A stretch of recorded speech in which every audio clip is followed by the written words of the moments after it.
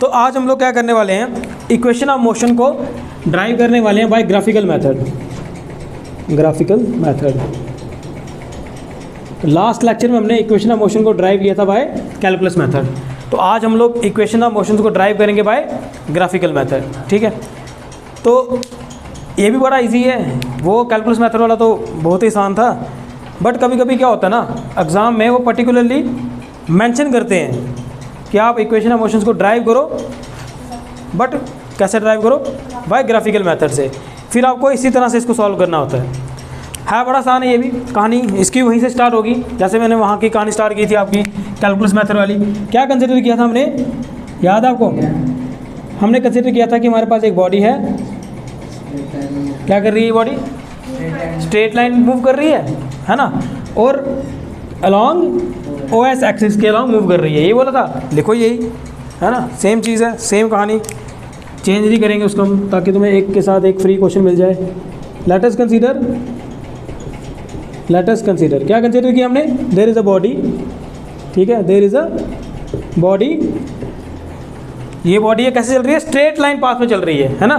There is a body moving in straight line, moving in straight line.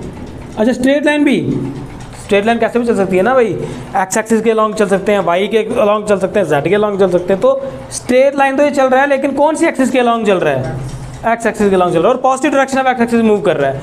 तो वही हम चीज़ यहाँ लिखेंगे, let us consider there is a body moving in a straight line along OX axis, along OX axis. ठीक है, ये OX axis के अलॉन्ग जो है वो बॉडी मूव कर रही है, that is the positive direction of x axis में बॉडी मूव कर रही है। हम ये कंसीडर करेंगे कि ये जो मोशन है बॉडी का, ये कैसा मोशन है, यूनिफॉर्म एक्सेलरेटेड मोशन। कैसा मोशन है, uniform accelerated motion. Equation of motion किसके लिए ड्राइव की जाती है, यूनिफॉर्म एक्सेलरेटेड मोशन के लिए ड्राइव की जाती है। ठीक है, तो हम यहाँ पे ये भी कंसीडर करेंगे, let the body exhibit uniform accelerated motion। Uniform accelerated motion क्या मतलब होता है यूनिफॉर्म एक्सेलरेटेड मोशन का, सेम टाइम पे इसकी एक्सेलरेशन सेम है, मतलब इसकी क्या है, सेम टाइम इंटरवल में सेम वेलोसिटी बढ़ती जा रही है। मतलब इसकी वेलोसिटी एक साथ देखा है तो समय के साथ बढ़ती ही जा रही है, बढ़ती जा रही है समय के साथ साथ। तभी एक्सेलरेशन क्या आ रही है, कांस्टेंट आ रही है। तभी एक्सेलरेशन क्या आ रही है, यूनिफॉर्म आ रही है ना। समय के साथ साथ वेलोसिटी इसकी बढ़ती जा रही है, समय के साथ साथ वेलोसिटी इसकी बढ़ती जा रही है, इसीलिए इसकी एक्सेलरेशन क्या आ रही है, और कैसे बढ़ रही है, यूनिफॉर्मली बढ़ रही है। बढ़ भी कैसे रही है, यूनिफॉर्मली इसकी वेलोसिटी बढ़ रही है। ठीक है, तो इसलिए ये जो बॉडी है ये कैसा मोशन एग्जिबिट कर रही है, यूनिफॉर्म एक्सेलरेटेड मोशन एग्जिबिट कर रही है। ठीक है, यही हमने कल भी लिखा था, सेम ही चीज़ है। उसके बाद हमने कल एक चीज़ और लिखी थी, फिर हमने ये कहा था कि चलो जी बताओ, at time t is equal to 0, मतलब जब हमने स्टार्ट ही किया ऑब्जर्व करना, तब इसने कितना डिस्टेंस मूव किया फ्रॉम ओरिजिन, हमने कहा जी x0 मूव किया होगा। अच्छा जी, इसकी वेलोसिटी क्या होगी, मान लो इसकी कुछ इनिशियल वेलोसिटी है u। जब हमने टाइम मेजर करना स्टार्ट किया, that is time t is equal to 0, start ही कर रहे हैं, तब इसने ओरिजिन से कितना मूव किया हुआ है, सपोज कर लेते हैं यार x0 मूव किया हुआ है। अच्छा, उस टाइम इसकी वेलोसिटी कितनी है, इनिशियली वेलोसिटी कितनी है, मान लेते हैं कि इसकी इनिशियल वेलोसिटी कितनी है, u इसकी इनिशियल वेलोसिटी है। यही हमने वहाँ पे भी लिखना है, let at time t is equal to 0, let at time t is equal to 0 the distance covered by the body from origin, by the body from origin, कितना डिस्टेंस मूव किया, is x0 and velocity of the body is, और velocity क्या है इसकी body किस time, is u। ठीक है जी, ये सपोज कर लिया कि जब time t is equal to 0 है तो डिस्टेंस कितना बॉडी ने कवर किया हुआ है, x0। ओरिजिन से कितना डिस्टेंस कवर किया हुआ है, x0, और इसी समय इस बॉडी की वेलोसिटी कितनी है, u इसकी वेलोसिटी है। कितनी वेलोसिटी है, u इसकी वेलोसिटी है। ठीक है, अब समय बीता, अब क्योंकि यूनिफॉर्म एक्सेलरेटेड मोशन है तो समय बीतने पर क्या होगा, डिस्टेंस तो बदलेगा ही, लेकिन बॉडी की वेलोसिटी भी बदलेगी भाई, क्योंकि क्या है, एक तो एक्सेलरेशन है, इसका मतलब वेलोसिटी तो चेंज करनी ही थी, लेकिन यूनिफॉर्म एक्सेलरेशन इसका मतलब बराबर टाइम इंटरवल में बराबर वेलोसिटी बढ़ रही है, बराबर टाइम इंटरवल में बराबर वेलोसिटी बढ़ रही है, तो वेलोसिटी तो बदलेगी। तो आफ्टर सम टाइम टी कुछ समय बाद जब time t equal to t हो जाएगा तो यहाँ से यहाँ तक कुछ ना कुछ डिस्टेंस कवर कर लिया, तो मान लेते हैं वो डिस्टेंस कितना है, मान लो अब डिस्टेंस कितना आ गया x, इसने डिस्टेंस कवर कर लिया। अब कुछ तो वेलोसिटी बदल गई होगी, इसका मतलब अब u वेलोसिटी थोड़ी ना रहेगी भाई, बदल चुकी होगी, तो कुछ और नाम देना पड़ेगा, तो हम नाम दे देंगे इसका v। यानी कि क्या लिखना है हमें लिख देंगे यहाँ पे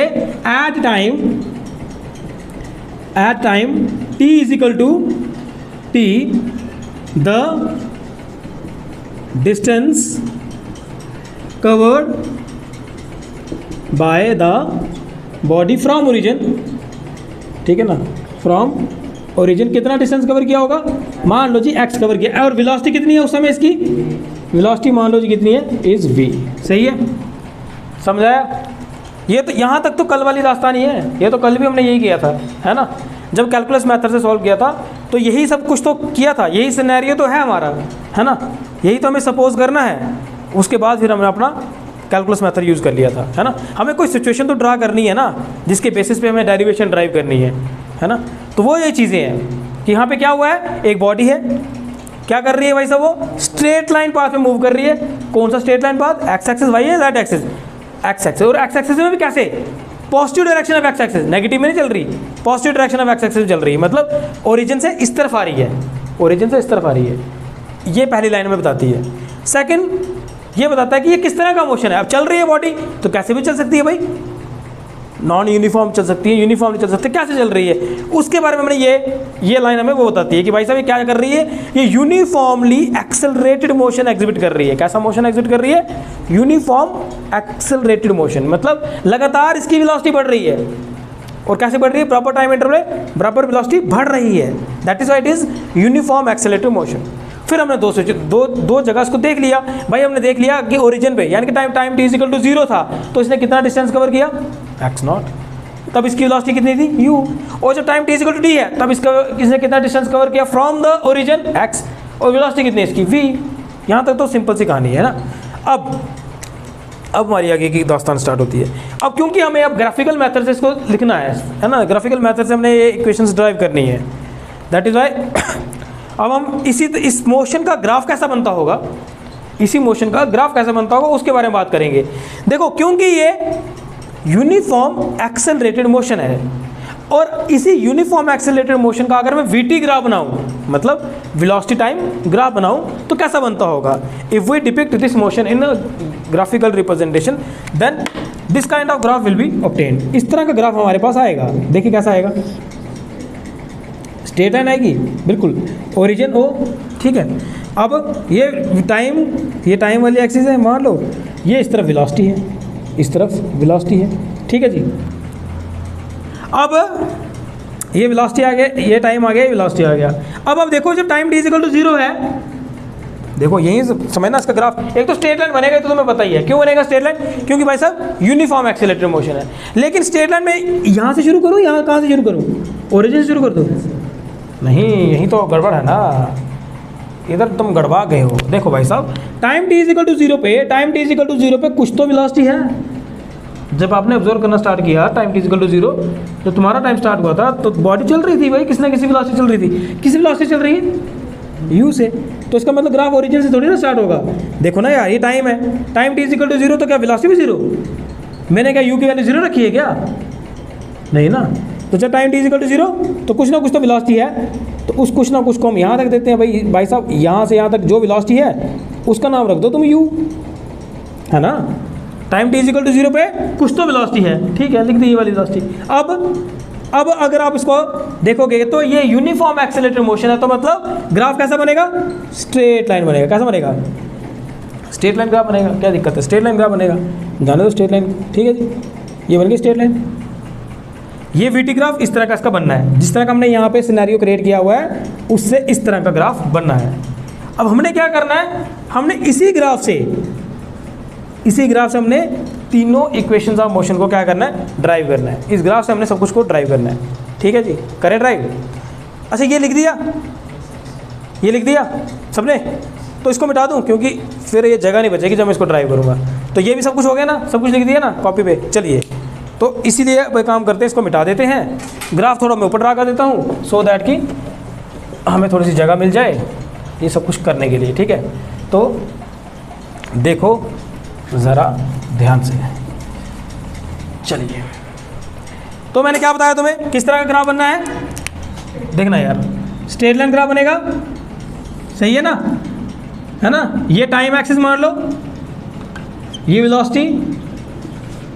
अच्छा, जब टाइम t इक्वल टू 0 है ना, जब टाइम t इक्वल टू 0 है तो कुछ वेलोसिटी है उसकी, तुमने ये तो बताया मुझे। तो भाई साहब क्या वेलोसिटी है, मान लो ये उसकी वेलोसिटी है ना। ओरिजिन से क्यों नहीं शुरू कर रहा, क्योंकि टाइम t इक्वल टू 0 पे u की वैल्यू 0 नहीं है, तो ये आपका u आ गया। अब क्योंकि ये यूनिफॉर्मली एक्सेलरेटेड मोशन है, तो ग्राफ कैसा बनना है भाई साहब, स्ट्रेट लाइन बननी है, बना दी स्ट्रेट लाइन, ठीक है। ये कौन है, वीटी कर्व है, वीटी कर्व। अब ये वीटी कर्व नहीं है, मतलब क्या है, स्ट्रेट लाइन है हमारे। स्ट्रेट लाइन क्यों आई, क्योंकि यूनिफॉर्म एक्सेलरेटेड मोशन है। नॉन यूनिफॉर्म आता तो कर्व आ जाती, नॉन यूनिफॉर्म आता तो कर्व आ जाती। और तुम्हें पता है जब नॉन यूनिफॉर्म मोशन में हमारे पास कर्व आती है, उस टाइम अगर आपको एक्सेलरेशन निकालनी हो, इंस्टेंटेनियस एक्सेलरेशन निकालनी है, तो कैसे निकालते थे, याद है, it's a slope of the tangent at VT curve, यही होता है ना, स्लोप निकालते हैं ना, मतलब हम उसका यहाँ यूज़ होने वाला है, ठीक है। अब देखो, अब अगर आपको इस वीटी ग्राफ में से एक्सेलरेशन निकालनी हो, ये वीटी ग्राफ आ गया आपके पास, first equation of motion derive करने के लिए अगर हमें क्या निकालना है, एक्सेलरेशन निकालनी, तो कैसे निकालेंगे भाई, एक्सेलरेशन निकालने के लिए करना ही क्या है, हमें कुछ नहीं करना, हमने ये जो हमारे पास स्ट्रेट लाइन आई है ना, बस इसकी स्लोप निकालनी है। We have to find the slope of the straight line, slope of the vt curve. Now what is vt curve, here it is a straight line. Vt curve क्या है, यहाँ पे स्ट्रेट लाइन है, तो हमें क्या करना है, इसी स्ट्रेट लाइन की स्लोप निकालनी है, बस इस स्ट्रेट लाइन की स्लोप निकालेंगे तो हमारा काम बन जाएगा, बनेगा ना। तो क्यों ना थोड़ा सा इसको अगर मैं ऐसा कर दूं, थोड़ा सा इसको अगर मैं ऐसा कर दूं, उसको देखिए ज़रा, ऐसे कर दिया जाए इसको, अगर थोड़ा इसका नामकरण कर दें हम, तो हमारे लिए थोड़ा सा आसान हो जाएगा ना। इसका नाम रख दें AB, इसको अगर मैं यहाँ जोड़ दूँ तो इसको रख दो C, इसको रख दो तुम E, तो इसको रख दो तुम D, ठीक है जी, सही है। अच्छा, स्लोप निकालने के लिए थीटा चाहिए, तो ये रख दो तुम थीटा, समझ आया, ठीक है। ग्राफ आ चला, बाद में मैंने ये जोड़ा इसलिए ताकि अब हम इसको इक्वेशन को ड्राइव कर सकें, कुछ ना कुछ तो करना पड़ेगा यहाँ पे। अच्छा, केस 1 डिस्कस करते हैं कि ये ग्राफ आ चल गया ना, क्या करना है, ग्राफ आ चल गया ना, velocity time, that is the at time t is equal to 0 we have some acceleration, that is the initial acceleration, initial velocity, that is the u, और at time t is equal to t, मान लो ये time t is equal to t है, तब हमारे पास कितनी velocity है, v है ना। तो वो भी कहाँ से शुरू करनी है हमने, ओरिजिन से, तो उसको बताना है हमें, ये वो v वेलोसिटी है, this is the velocity v, ठीक है, ये वो v वेलोसिटी है, ये u ये v, समझ आया, ठीक है जी। अब किसी में कोई डाउट नहीं है ना, ओके। सो यहाँ तक देखो, अब हमें क्या करना है, यहाँ पर केस 1 हम डिस्कस करेंगे। वी नो दैट ये इंस्टेंटेनियस एक्सेलरेशन किसके बराबर होता है, instantaneous acceleration in vt graph is given by the slope of vt curve, slope of vt curve, जो कि वो वीटी कर्व कौन है भाई, स्ट्रेट लाइन है, इस बार कर्व भी नहीं है, स्ट्रेट लाइन है, क्योंकि यूनिफॉर्म मोशन था। तो इंस्टेंटेनियस एक्सेलरेशन अगर मुझे निकालनी है वीटी ग्राफ में, तो मैं कैसे निकालूंगा भाई, कुछ नहीं करना है हमको, स्लोप निकालनी है। स्लोप कैसे निकालते हैं, यानी कि मैं क्या लिखूं, मैं लिखूं A is equal to, slope निकालने का फार्मूला क्या होता है, tan थीटा। भाई एक लाइन की स्लोप कैसे निकालते हैं, बस tan थीटा निकालते हैं। अब tan थीटा बताओ, इसी ट्राइंगल में tan थीटा निकालना हो, किसके बराबर आया, देखो perpendicular upon base, what is perpendicular here, देखो ये 90 डिग्री वाला आ गया ना, ये देखो परपेंडिकुलर ये होता है ना, तो BD this is perpendicular, base क्या आ गया AD, दिस इज बेस, ठीक है जी। कहानी समझ आ रही है भाई, कुछ नहीं करना, क्योंकि हम एक्सेलरेशन निकालने वाले हैं। एक्सेल चाहिए ना फर्स्ट इक्वेशन में, v is equal to u plus AT, वहाँ पे हमें क्या चाहिए, a चाहिए ना, तो इसीलिए एक्सेलरेशन निकाल रहे हैं। एक्सेलरेशन वीटी ग्राफ में निकलती कैसे है भाई, निकलती स्लोप से है, तो स्लोप निकालेंगे हम यहाँ पे, है ना। तो acceleration a is equal to slope is equal to tan theta, और tan थीटा कैसे निकलेगा, perpendicular upon base, this is perpendicular, angle के सामने वाली side perpendicular, this is base, है ना, दोनों एंगल्स जिस लाइन पे होते हैं उसको बेस करते हैं। तो BD अपॉन AD आ गया, BD अपॉन AD आ गया, समझ आ गया। ठीक है, क्लियर है ना यहाँ तक? ठीक है, बिल्कुल इजी वे में तुम्हें यहाँ पे बताने वाला हूँ मैं तीनों के तीनों केसेस। लैंग्वेज इन तीनों केसेस के ना सेम रखेंगे हम लोग, सो दैट कि आप एक याद करो दूसरा ऑटोमेटिकली याद हो जाएगा तुम लोगों को। ठीक है, लिख लिया यहाँ तक? अच्छा, करूँ आगे? है परमिशन? चलिए, तो ए किसके बराबर आएगा? ए इज इक्वल टू, अच्छा मुझे बताओ ये बी डी की जगह देखो, क्योंकि बी डी की वैल्यू तो तुम्हें पता है नहीं, इतनी सी वैल्यू थोड़ी पता तुम्हें ये पता है कि ओ से लेकर सी तक का डिस्टेंस कितना है, वो वी है। मतलब यहाँ ये तो पैरेलल है ना, तो इसका मतलब ई से लेकर बी तक का आपको पता क्या है, और ई से लेकर डी तक का भी आपको पता क्या है, लेकिन डी भी पता नहीं है।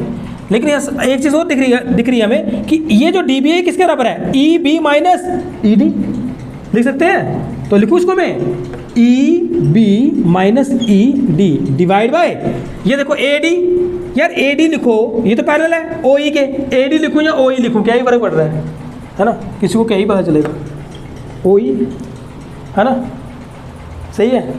अब बताओ, अब कुछ तो हुआ होगा, है ना? क्या हुआ होगा? ई बी, क्या ई बी की वैल्यू है मेरे पास? देखो स्टार्टिंग में दे दी मैंने, ये वी है तो लिख दो इसको वी माइनस, क्या ई डी की वैल्यू पता है मुझे? हाँ पता है मुझे, स्टार्टिंग में बोला मैंने क्या यू है, तो लिखो यू। ओ ई की वैल्यू क्या है भाई? सर ये टाइम एक्सिस है, तो यहाँ से यहाँ तक का क्या है? ये वही at time t is equal to 0, this is at time t is equal to t, तो इसका मतलब यहाँ से यहाँ तक का टाइम कितना है? टी, तो यहाँ क्या आया? टी। सही है, नजर आ रहा है कुछ, है ना? अब बताओ क्या मैं दिखा, ये a t is equal to v minus u, then हाँ पहचानने वाले पहचान गए हैं कि भाई साहब ये है v is equal to u plus a t, that is the first equation of motion. कहानी हमारी खत्म। ग्राफिकल मेथड उससे भी ज़्यादा आसान है, कैलकुलस से भी ज़्यादा आसान है, बस ये ग्राफ समझ आना चाहिए तुम लोगों को बस, है ना? देखो लेटस कंसीडर वाली जो वो खप खाना है वो तो सेम ही है दोनों में, वो सिनेरियो तुम्हें पता भी होना चाहिए तभी तो चीज़ें समझ आएंगी। उसके बाद तुमने इसका ग्राफ बनाना है, बस ग्राफ बना के तुमने एक्सेलरेशन से शुरू कर देनी है अपनी स्टोरी।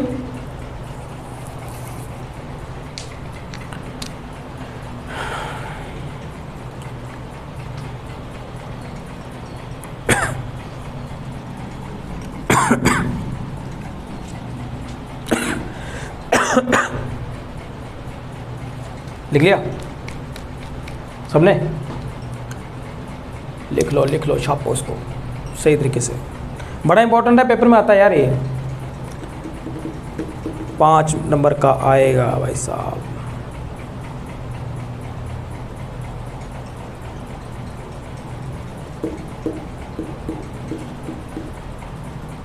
इस ए बी लाइन का नाम क्या है?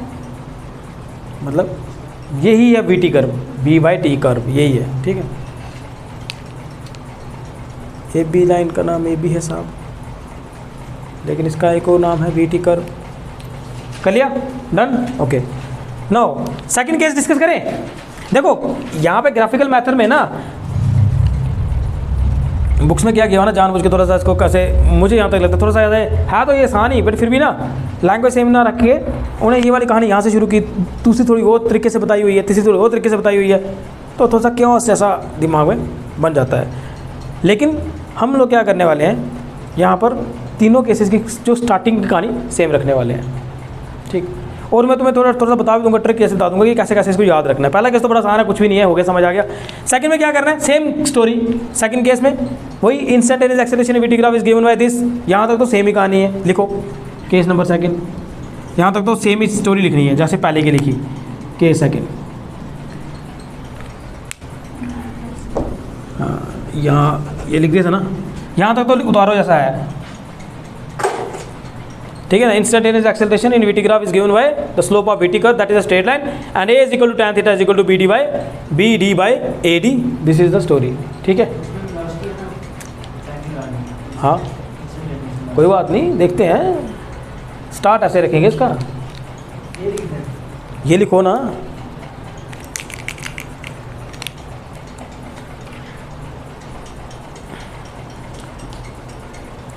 ऐसा इसलिए लिखवा रहा हूँ तुम्हें ताकि तुमको बाद में जब उसको याद करना है ना तो तुम्हारे को बड़ा इजी ऐसा लगे। A is equal to tan theta B D by A D, ठीक है।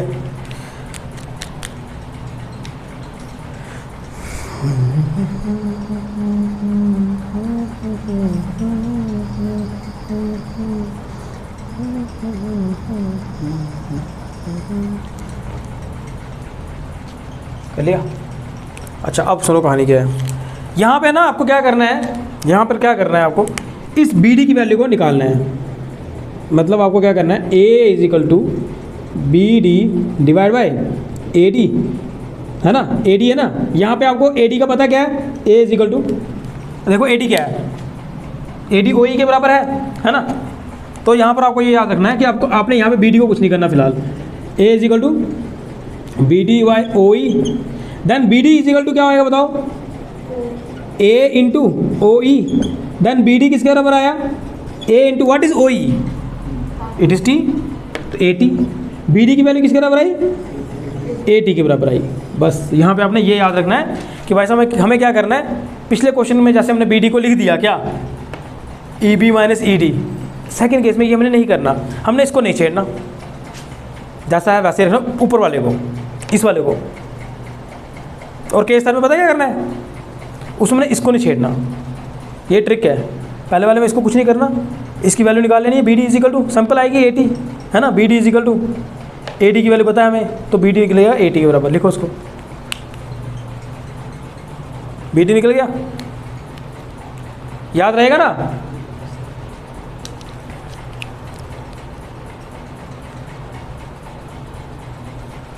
कर लिया तक। अब सुनो, देखो एक वीटी ग्राफ में यानी कि वेलोसिटी टाइम ग्राफ में जो भी तुम्हारी कर्व बनती है, जैसे यहाँ पे स्ट्रेट लाइन बन रही है, उस स्ट्रेट लाइन के अंदर अंदर जो एरिया आता है ना, मान लो जैसे ये ना, मान लो ये वीटी कर्व है, ठीक है, ये तुम्हारा स्ट्रेट लाइन है, इसके अंदर जो भी एरिया आता है, जैसे ये जो एरिया आया, ये एरिया अगर हम फाइंड करें तो हमें क्या मिलता है, वेलोसिटी तो पहले से पता है, टाइम भी पता है। इसकी अगर तुम स्लोप निकालते तो तुम्हें मिलती है एक्सेलरेशन, लेकिन इसका ये जो एरिया है ये निकालेंगे तब क्या मिलेगा, तब मिलता है हमें क्या, डिस्टेंस। क्या मिलता है, डिस्टेंस। आई समझ में बात, मेरे पास समझिए। वीटी कर्व में हमें बड़ा कुछ मिलता है, वीटी कर्व में तुम्हें वेलोसिटी का पता चल रहा है, क्योंकि भाई नाम क्या है वीटी कर्व में, मतलब वेलोसिटी पता चल ही रही है, टाइम पता चल ही रहा है। अब हमें पता करना है एक्सेलरेशन, तो क्या करना पड़ेगा भाई, स्लोप निकालो। ये देखो ना, वीटी कर्व में स्लोप निकालेंगे तो क्या मिलेगा, एक्सेलरेशन। तो क्वेश्चन ये दिमाग में आना चाहिए कि क्या वीटी कर्व हमें इतना कुछ दे रही है, सारी जानकारी दे रही है मोशन के बारे में, तो क्या हमें ये डिस्टेंस के बारे में बता सकती है, बिल्कुल बता सकती है। वीटी कर्व में जो कर्व होती है, चाहे वो कर्व नॉन यूनिफॉर्म है तो कर्व आएगी, यूनिफॉर्म है तो स्ट्रेट लाइन आएगी, उसके अंदर जो ग्राफ आता है, उसके अंदर जो भी एरिया आता है ना, अगर आप उस एरिया को फाइंड करते हो, तो वो जो एरिया आपके पास वैल्यू जो आएगी ना, that is the distance travel by the body, तो इसका मतलब वीटी कर्व से हम लोग बहुत कुछ फाइंड कर सकते हैं, वेलोसिटी, टाइम, एक्सेलरेशन, इवन के डिस्टेंस। तो वही चीज़ हम यहाँ पे यूज़ करने वाले हैं, ठीक है। इन VT graph, the area under the straight line AB gives the, क्या देगा ये, gives the distance covered by the body, gives the distance covered by the body। भाई साहब वो जो मैंने बात बोली उसी को शुद्ध अंग्रेजी में लिखा जा रहा है कि साहब क्या है, वीटी कर्व में जो ये स्ट्रेट लाइन आई मेरे पास ए बी, इसके अंदर जो एरिया आएगा वो क्या देने वाला है आपको, दैट इज वो डिस्टेंस देगा यार, क्या है देगा, डिस्टेंस देगा, है ना। तो हम वो डिस्टेंस फाइंड करने वाले, क्यों हमें ऐसा करना पड़ा, क्यों डिस्टेंस की तरफ जाना पड़ा, क्योंकि सेकंड इक्वेशन क्या है, s is equal to u t half a t square, वहाँ पे एस है, वहाँ पे डिस्टेंस है, तो इसका मतलब मुझे यहाँ पे डिस्टेंस को फाइंड करना पड़ना था। तो इसीलिए मैं लिख सकता हूँ क्या, एस इज इक्वल टू, लिख सकता हूँ डिस्टेंस किसके बराबर आएगा, लेकिन एरिया किसका भाई साहब, ये ओ ए बी ई, इसका एरिया निकालना पड़ेगा मुझे पूरा, ठीक है ना। स्ट्रेट लाइन के अंदर तो ये सारा एरिया आता है ना। तो ये ओ ए बी कैसी शक्ल दिख रही है, क्या ये ट्राइंगल है, क्या ये सर्कल है, क्या ऑटलेटर है, क्या ये ट्रापेजियम है ना, क्लास 9th में तुमने पढ़ा होगा। इस तरह की जो फिगर होती है, दो पैरेलल लाइंस होती हैं, इस तरह का जो होता है हमारे पास, उसको क्या बोलते हैं, ट्रापेजियम बोलते हैं। तो यहाँ पे मेरे को ये क्या निकालना है, the distance should be equal to the area of trapezium. नाम क्या है ट्रापेजियम का, AOEB। AOEB। अगर मैं एरिया निकाल लूँ इस पूरे ट्रापेजियम का तो भाई साहब समस्या हल, हमको मिल जाएगा distance.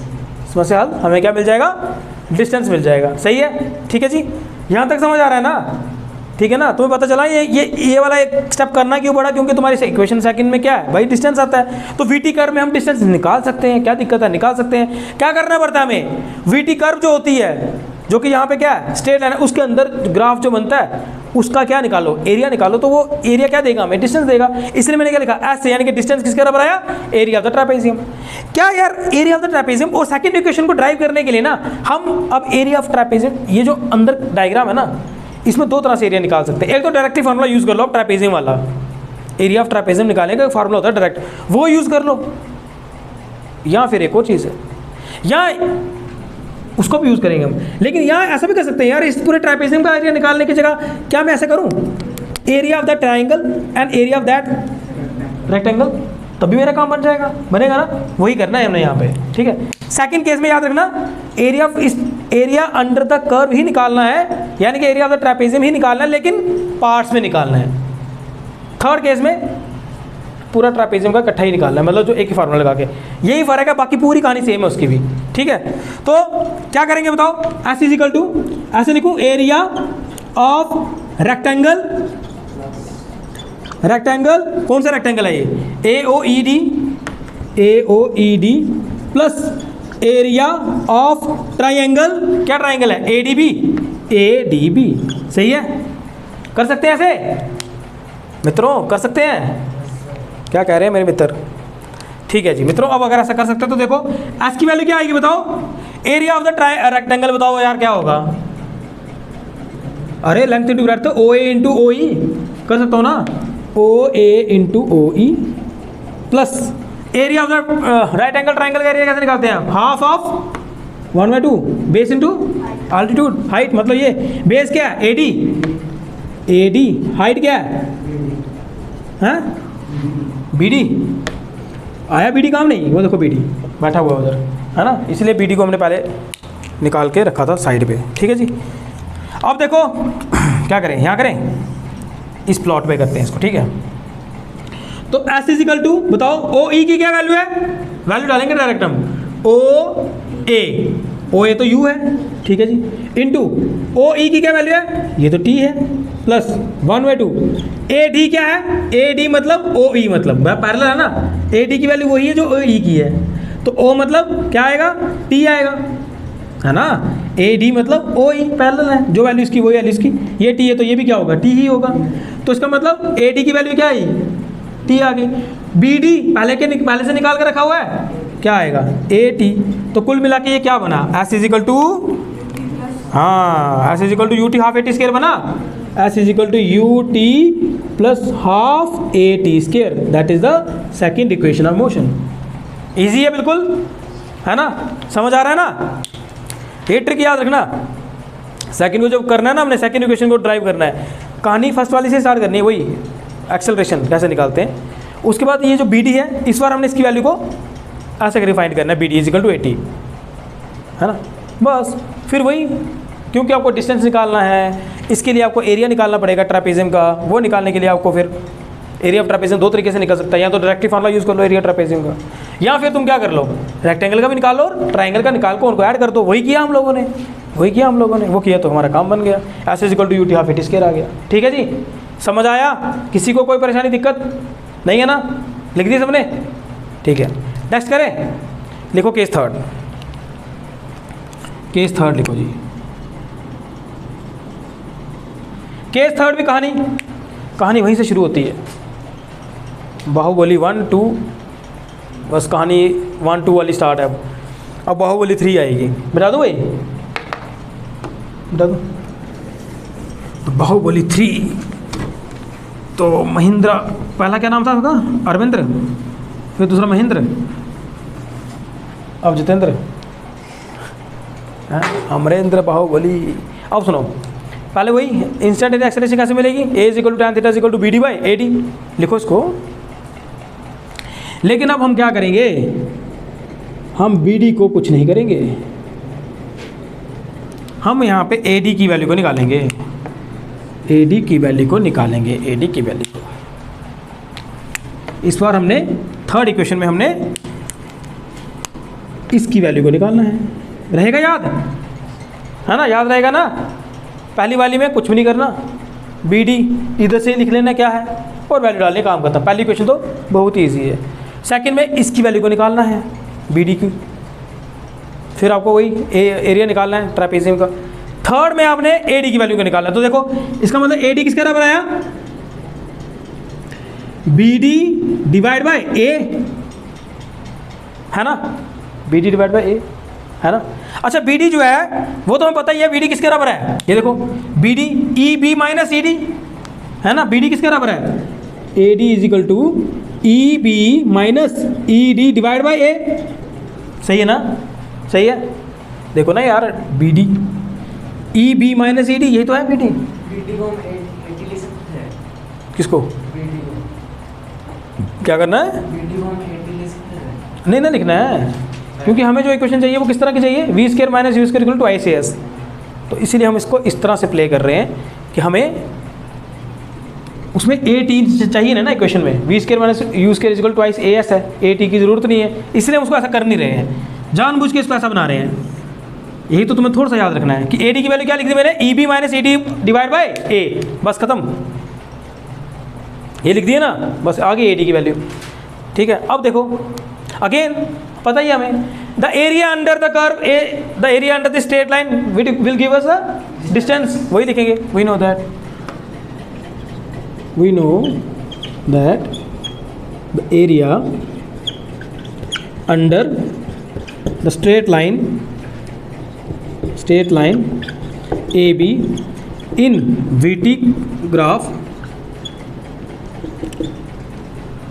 will give distance covered by the body, distance covered by body, सही है। तो हमें क्या करना है पता है यार, कि इस लाइन के अंदर जो एरिया आ रहा है ना, इस लाइन के अंदर जो एरिया आ रहा है वो हमें क्या देने वाला है, डिस्टेंस देने वाला है। तो कोई नहीं, निकाल लेते हैं ना। तो डिस्टेंस मतलब S देने वाला है, ठीक है। कैसे पता चलेगा, एरिया ऑफ ट्रेपीजियम, कौन सा ट्रेपीजियम, AOEB, AOEB, सही है, area of the trapezium AOB, सही है ना। इस बार हम क्या करेंगे, एरिया ऑफ ट्रेपीजियम ऐसे नहीं निकालेंगे कि रेक्टेंगल का और इस ट्रायंगल का प्लस नहीं करेंगे, डायरेक्टली फार्मूला यूज करेंगे, किसका, एरिया ऑफ द ट्रेपीजियम का डायरेक्टली फार्मूला यूज करेंगे। तो देखो एरिया ऑफ ट्रेपीजियम किसके बराबर, 1/2 sum of parallel sides into base. तो सम ऑफ पैरेलल साइड्स क्या आएगा, 1/2 OA प्लस EB, ट्रेपीजियम है ना यार, ये पूरा ट्रेपीजियम है ये।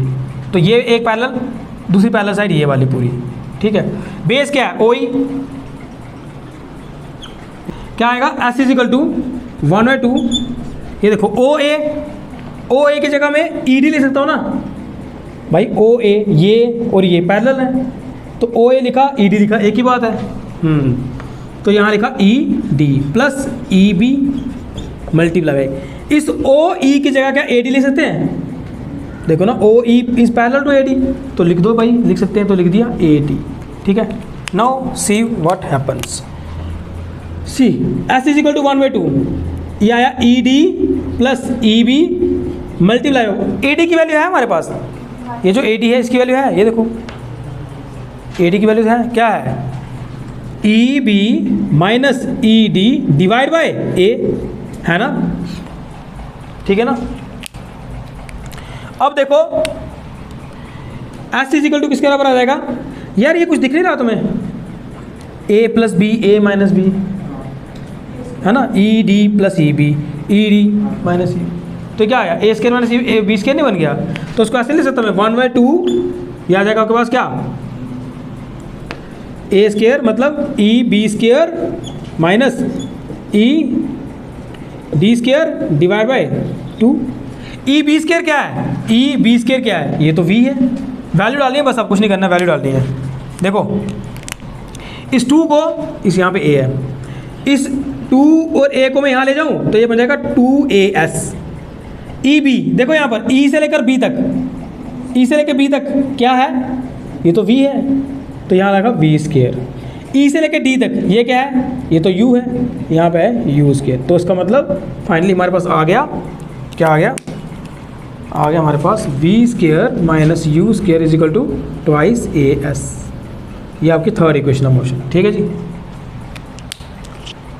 समझ आ गया, बड़ा सिंपल है ग्राफिकल मेथड में भी। बताओ फिर से, देखो ग्राफिकल मेथड में क्या करना है हमें, कहानी सबकी तीनों इक्वेशंस की यहीं से स्टार्ट होने वाली है। Acceleration is equal to tan theta is equal to B D by A D. Third equation हमने ए डी की वैल्यू को निकालना है, तो A D is equal to B D by A. What is B D, B से D तक, B से डी तक मैं ऐसे लिख सकता हूँ E B minus E D, वही लिखा मैंने E B minus E D divide by ए, सही है ना। उसके बाद हमने ये बोलना है कि भाई साहब ये जो स्ट्रेट लाइन बन रही है इसके अंदर जो ग्राफ आएगा, इसके अंदर जो हमारा एरिया आएगा वो एरिया में क्या देता है, डिस्टेंस देता है। तो वही लिखा मैंने area S is equal to area of trapezium A O E B. अब एरिया ऑफ ट्रैपीजियम कैसे आता है हमारे पास, S is equal to 1/2 sum of parallel sides into base, sum of parallel side into base. तो parallel side कौन कौन सी हैं, ओ ए और ई बी, ठीक, और बेस क्या है ओ ई, वही मैंने लिखा। अब मैं ओ ए लिखूँ या ई डी लिखूँ, क्या ही फर्क पड़ेगा, सेम है, पैरेलल है ना। और तो इसका मतलब मैं लिखता हूँ s is equal to 1/2 E D plus E B. और ओ ई की जगह मैंने क्या लिख दिया, ए डी लिख दिया। ओ ई की जगह क्या लिखा मैंने, ए डी लिख दिया, है ना, ए डी लिख दिया। अब देखो यहाँ पे ए डी की मैंने वैल्यू डाल दी, S is equal to 1/2 E D plus E B. A D की वैल्यू पहले से निकाल कर रखी हुई है, E B minus E D divide by A. तो यहाँ पर क्या बन गया हमारा, A plus B A minus B, तो A square minus B square का फार्मूला बन गया। तो 1/2 E B square minus E D square, है ना, डिवाइड बाई ए। अब इसको थोड़ा सा सॉल्व किया, twice A equal to E B क्या है, what is E B, it is V. E D क्या है, इट इज यू। तो बन गया मेरे पास twice A equal to V square minus U square. तो V square minus U square equal to twice A S. This is the final answer. ठीक है जी, यहाँ पे ऐसे क्वेश्चन दे देना कोई, मतलब ऐसे को होता ना 1 2, तो यहाँ लिख देना यूजिंग, कहाँ है, यहाँ यूज़ किया ना उसको ने, यूजिंग फर्स्ट, ऐसा लिखना थोड़ा सा ठीक रहता है। ठीक है, समझ आ गया। तो ये बिल्कुल इजी मेथड से मैं तुम्हें बता रहा हूँ, सबकी स्टार्टिंग सेम है, सो दैट कि याद रखना आसान रहे। और तुम्हें मैंने ट्रिक भी बता दी कि याद कैसे रखना है। सेकंड इक्वेशन के लिए आपको बी डी निकालना है, थर्ड के लिए ए डी निकालना है, तो फिर बाद में वही एरिया निकालना है ट्रैपेजियम का। ठीक है।